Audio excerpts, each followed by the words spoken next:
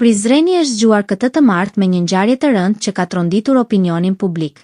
Rreth orës 05:57 të mëngjesit një burr 44 vjeçar ka sulmuar me thik 2 vajzat e tij në banesën e tyre në rrugën Shote Galica, duke i shkaktuar vdekjen e menjëhershme 15 vjeçares dhe plagosur rënd motrën e saj vetëm 11 vjeç. Vajza e plagosur është transportuar me urgjencë në qendrën klinike universitare të Kosovës në Prishtinë dhe ndodhet nën kujdes intensiv. Policia e Prizrenit ka sqaruar se menjëherë pas marrjes së njoftimit 4 patrulla janë dërguar në vendin e ngjarjes pasi mjekët nuk mund të ndërhynin për shkak të rrezikut nga i dyshuari i cili mbante ende mjetin e krimit në dorë. Sipas raportit zyrtar pas krimit ai ka tentuar të vetëlëndohet dhe është dërguar në spitalin rajonal të Prizrenit në mbikëqyrje. Në këtë ngjarje ka mbetur e lënduar edhe bashkëshortja e tij, e cila është trajtuar në të njëjtin institucion shëndetësor.